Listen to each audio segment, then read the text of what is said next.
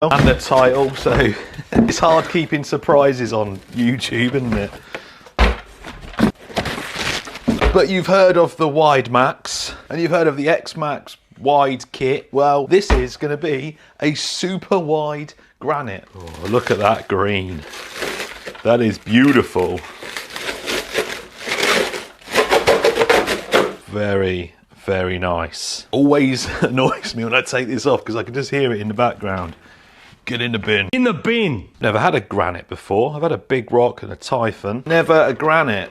These things are on par with the MT10 from Team Associated for fun and, well, toughness. So this is the brushless version, good for 50 mile an hour if you can get 50 with these tyres. Not a review, we're not going to be running it like this, we're going straight into the build. Now a guy called Jake emailed me it's probably about a year ago actually, or a little bit more than a year ago, and part of his job, this is such a cool thing, what he has to do as part of his job is keep Canadian goose away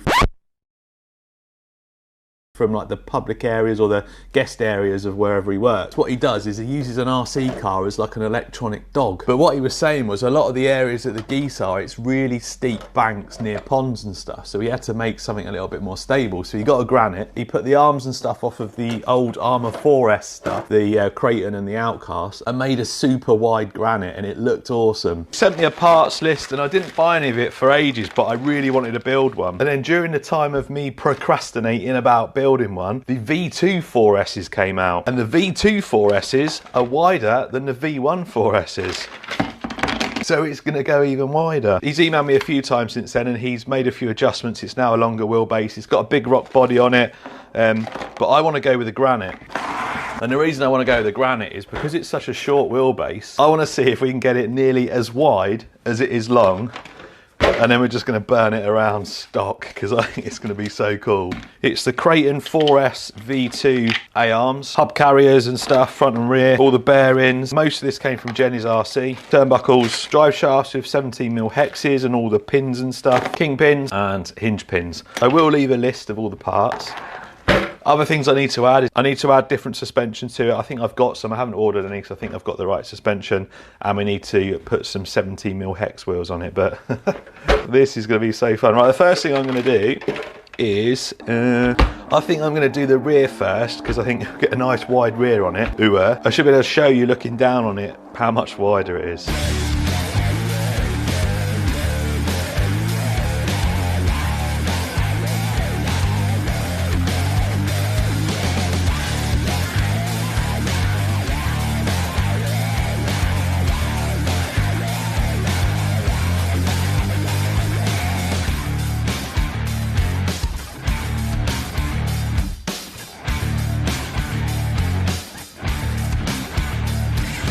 Are you ready?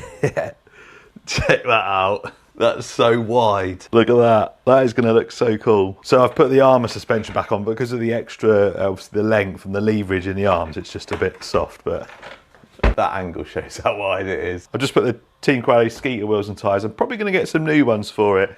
It's a new build, so I'll get some new wheels and tyres.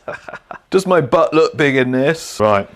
I'm going to do the front, get some new tyres, and then, well, we'll have a look at it and then we're going to see how well it runs. So before I reveal the super wide granite, these are the wheels and tyres I have chosen. These are actually for a Traxxas Max, but because they've got a 1/2 inch offset, it means it's made this even wider. Are you ready? I mean, that's a good stance like that, isn't it? Not sorted the suspension out yet, we'll talk about that in a minute, but are you ready? I'm going to spin it round. Oh yes. Look at how wide that thing is. That is crazy. Super wide granite. Done. So if I put that wheel there, just on the edge, just over 47mm, and then if I put it that way to measure the wheelbase, it's wider than its wheel. Well, actually, it's wider than the whole length of the truck, even including the wheelie bar. That wheelie bar is sitting at about 45mm.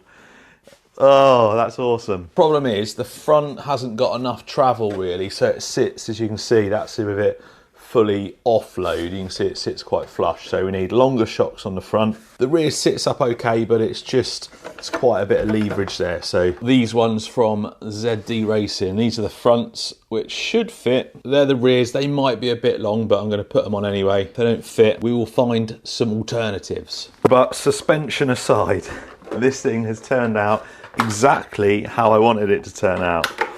And then wheels just make it that little bit wider. So good news, the rear fits.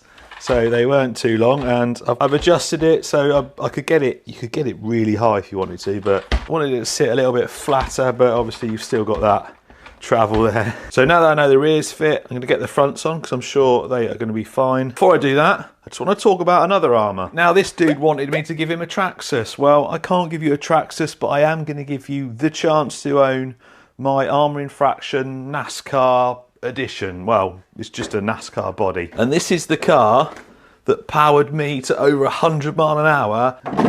I'd never been over 100 mile an hour with anything other than this RC car. So far, anyway.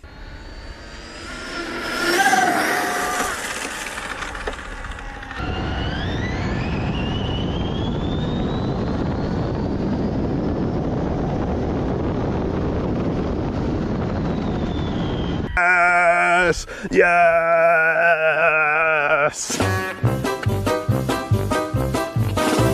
105 mile an hour. I've finally done it.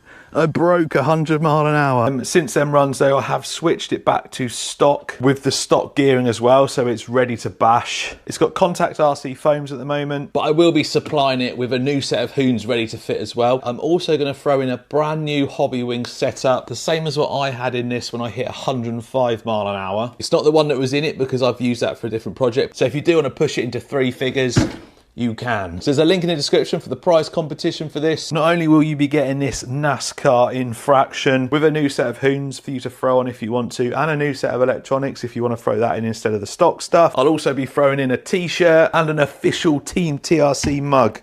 Yours won't have coffee in it though.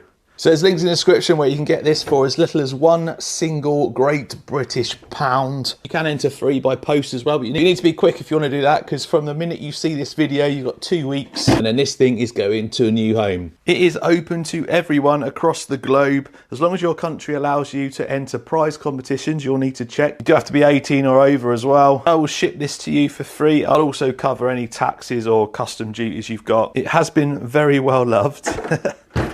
And if you don't think you've got a chance of winning, because you don't win anything, the guy that won my Porsche 45th anniversary, it was the first competition he'd ever entered. He bought 10 tickets and he won it. The guy that won my Bandit never won anything before. He bought 5 tickets and won the Bandit package. So you've got to be in it to win it. There's a link in the description.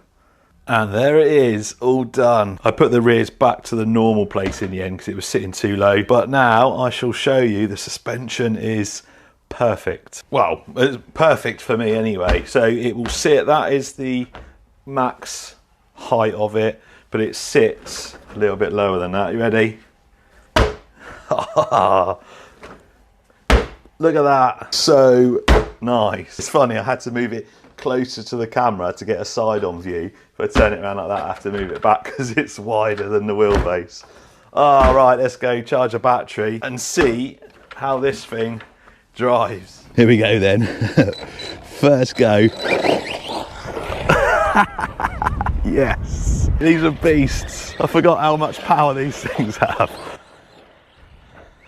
Stability. Oh yeah, we're there. Oh. Oh, Armour need to make one of these. Please, Armour, make a super wide granite. Runs so smooth. I think we need to adjust the suspension a bit. It's a bit soft, but although it gives it nice handling characteristics, doesn't it? Wheel nuts. Struggled to get them tight. Had to get a 17mm socket and grind it right down.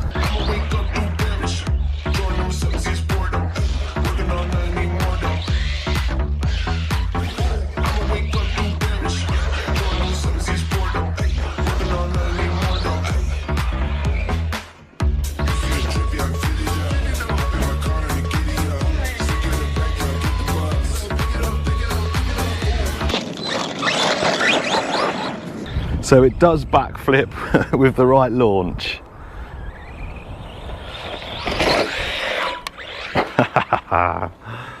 Couple of wobbly tyres, but it's the tyres rather than the wheels.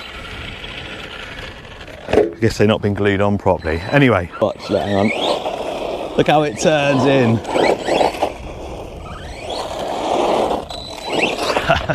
Just digs in and turns, that is awesome. Front suspension's looking very low now. Yeah.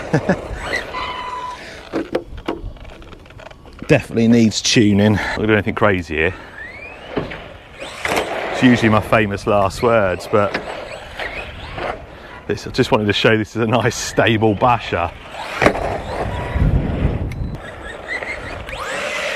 Oh yeah, easy backflips. What was I talking about?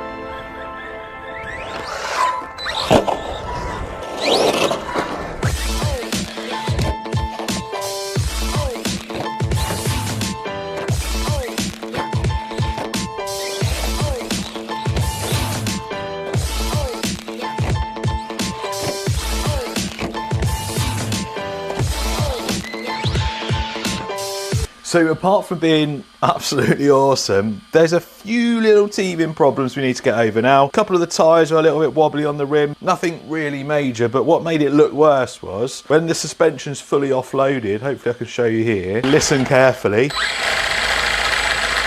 Well, you don't need to listen carefully. That's the angle of the drive shafts. Drive shafts are a really steep angle when it's fully offloaded. With the suspension loaded,